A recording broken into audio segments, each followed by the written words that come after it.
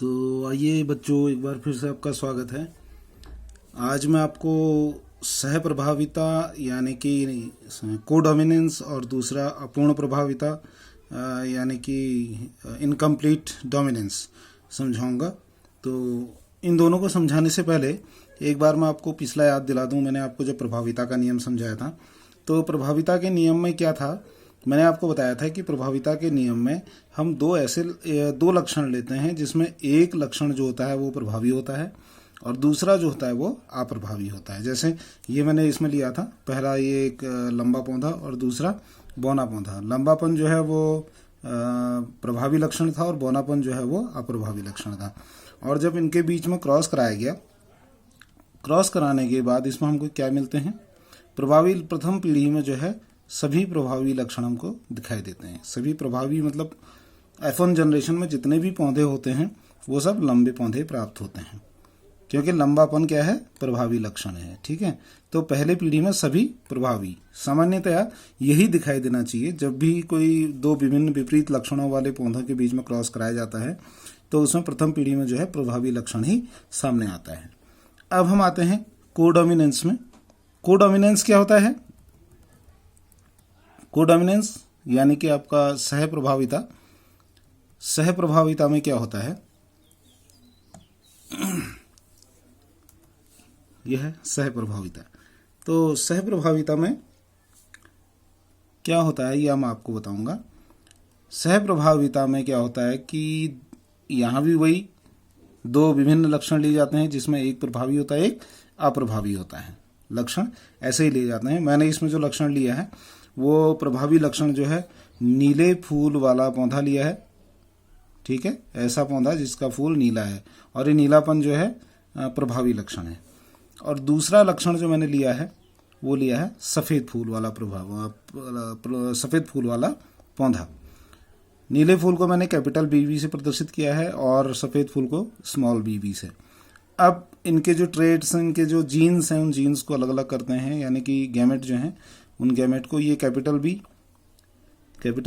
और ये capital B, दोनों ही B जो हैं ये इसके जीन्स हो गए हैं, या फिर कहें कि इसके गैमेट हैं। और दूसरा जो है स्मॉल b और दूसरी तरफ भी स्मॉल b, ये सफ़ेद फूल वाले पौधे के गैमेट्स हैं। ठीक है, ये पेरेंट हो गए। कैपिटल B और स्मॉल b पेरेंट हैं। और इसके बाद ये जो आपको दिख रहे हैं ये गैमेट हैं।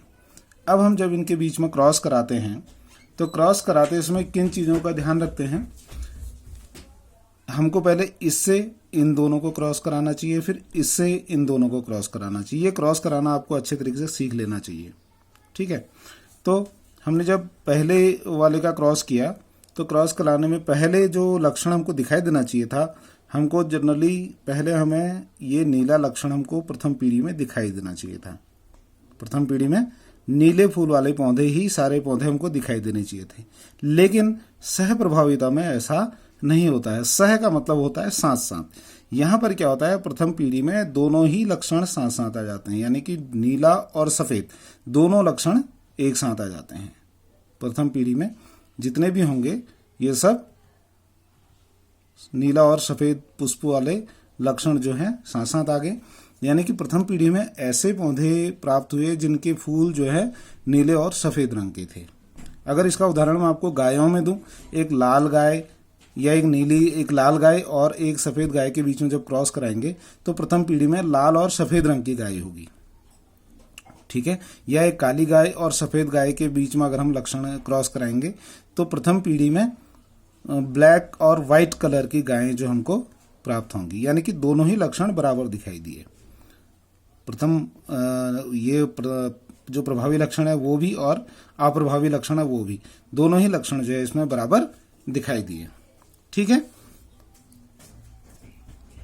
तो यही चीज है सह प्रभावी। ठीक है, यहां पर दोनों के लक्षण जो है समान रूप से प्रथम पीढ़ी में दिखाई दिए। अब ये हमारा F1 जनरेशन हो गई और ये हमारे गैमेट हो गए।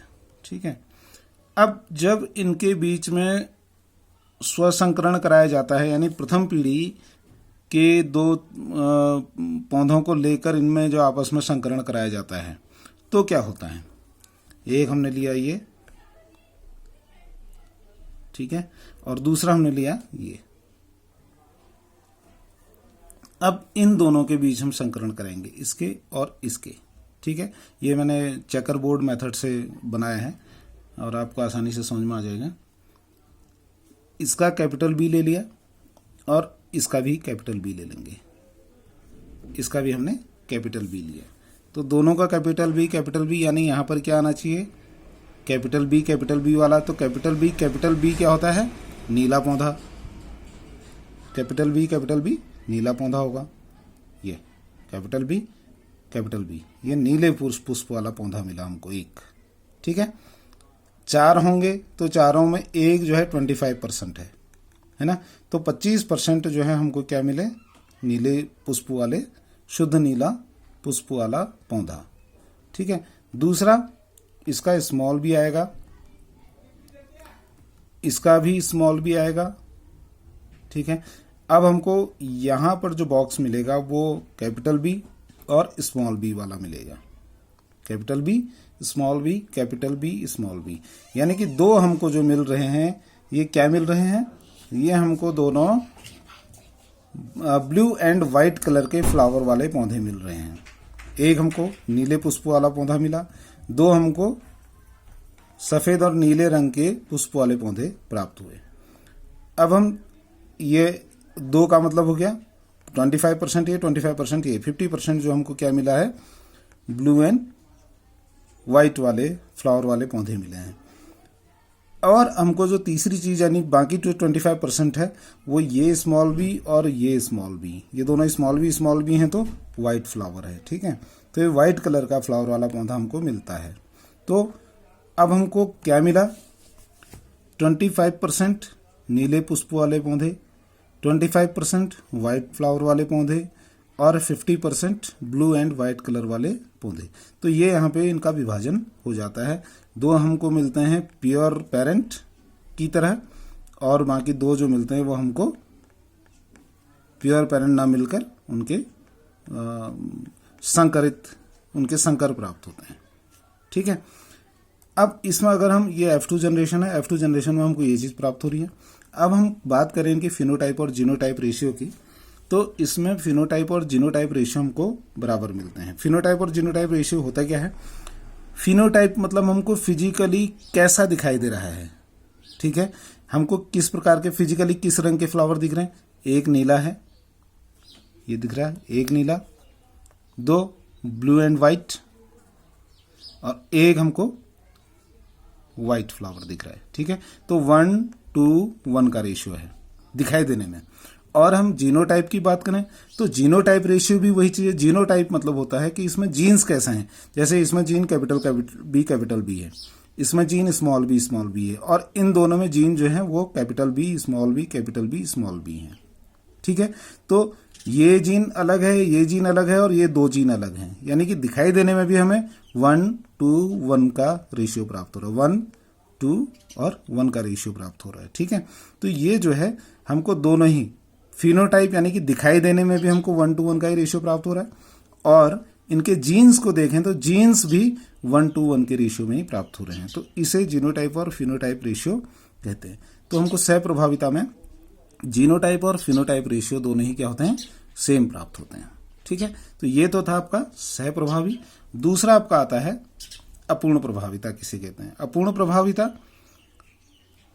अपूर्ण प्रभाविता में क्या होता है, इसमें लक्षण जो होते हैं प्रभावी और अप्रभावी के दोनों के एक साथ ना आकर एक नई चीज हमको प्राप्त होती है। जैसे कि उदाहरण मैं आपको बता रहा हूँ, जैसे मैंने एक लाल पुष्प वाला पौधा लिया ये उदाहरण में और एक लिया हमने सफेद पुष्प वाला पौधा।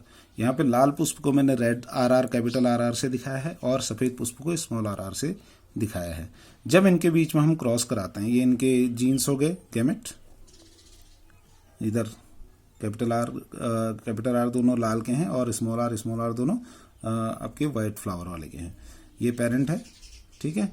और अब इनके बीच में हम क्रॉस कराते हैं तो वही चीज, ये R इन दोनों R से, ये R इन दोनों R से संकरण होगा। तो संकरण से ये हमको कैपिटल R स्मॉल r, दूसरा भी हमको ये कैपिटल R स्मॉल r ही मिला, तीसरा भी हमको कैपिटल R स्मॉल r और चौथा भी हमको कैपिटल आर स्मॉल आर मिला। अब यहाँ पर क्या हुआ, अपूर्ण प्रभाविता में ना तो प्रभावी लक्षण सामने आया ना अप्रभावी लक्षण, ठीक है, दोनों ही लक्षण सामने नहीं आए। आया क्या, एक तीसरा लक्षण सामने आ गया, यह हमको गुलाबी रंग के फूल वाले पौधे प्राप्त हुए।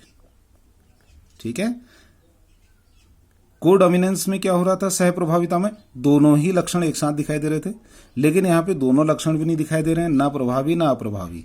एक नई चीज हमको दिखाई दिया, रेड और व्हाइट फ्लावर वाले पौधों के बीच में हमें क्रॉस कराया तो हमको प्रथम पीढ़ी में सभी पिंक कलर के फ्लावर वाले पौधे प्राप्त हुए, गुलाबी रंग के फूल वाले पौधे प्राप्त हुए हैं। ठीक है, इसे हम कहते हैं अपूर्ण प्रभाविता। अपूर्ण का मतलब ना तो रेड ही आया ना व्हाइट ही आया, तो ये अपूर्ण हो गया। ठीक है, तो दोनों के नहीं आने के कारण एक नया चीज आ गई तो अपूर्ण प्रभाविता है, पूर्ण प्रभावित नहीं, अपूर्ण हो गया, ये दोनों इनकम्प्लीट हैं। ठीक, अब हम जब इनमें फिर से वही चीज, ये F1 जनरेशन में हुआ, ये गैमेट हो गए, जब हम फिर वही चीज इनके फर्स्ट जनरेशन में F1 जनरेशन में फिर क्रॉस कराते हैं, तो क्रॉस कराने के बाद फिर हमें यहाँ भी वही चीज प्राप्त होते हैं जो हमको कोडोमिनेंस में प्राप्त हुआ। इसका कैपिटल आर, इसका कैपिटल आर मिला तो ये हमको रेड फ्लावर मिला, लाल पुष्प वाले पौधे मिले। ठीक है, ऐसे ही शुद्ध लाल वही 25%। फिर दूसरी तरफ इसका स्मॉल आर आएगा, यहाँ पे आर होना चाहिए था, गलती से डब्लू हो गया, यहाँ भी स्मॉल आर होना चाहिए था। ठीक है, तो इसको आप आर समझिएगा, मिस्टेक गलती से हो गया है इसमें। यहाँ फिर हम ये स्मॉल आर, ठीक है, और ये capital R, small are capital R ये हो गया, और ऐसे यहाँ पर भी ये स्मॉल आर और ये कैपिटल आर दोनों मिलकर ये दोनों चीजें बनी।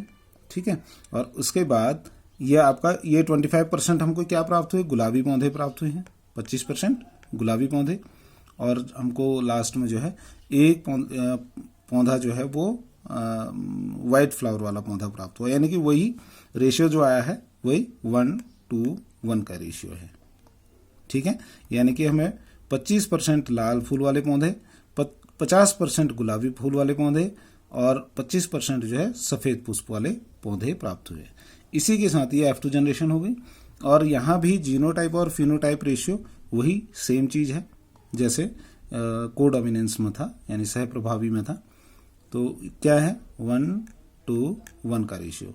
जीनोटाइप और फिनोटाइप रेशियो दोनों ही इसमें भी सेम होते हैं, इसमें कहीं कंफ्यूज होने की जरूरत नहीं है।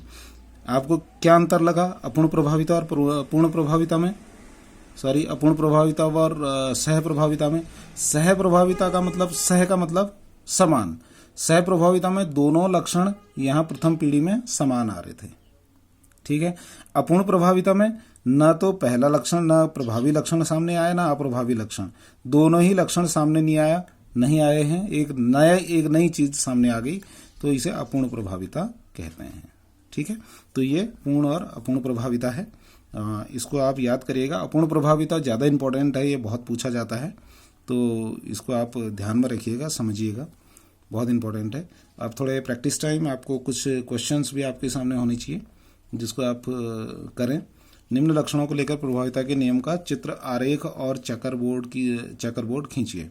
तो आप ये लक्षणों को लेकर आप प्रभाविता नियम को और आपका कोडोमिनेंस या फिर आपका इनकम्प्लीट डोमिनेंस को भी शो कर सकते हैं। पुष्प का रंग लाल और सफ़ेद, ये तो मैंने बनाया ही है।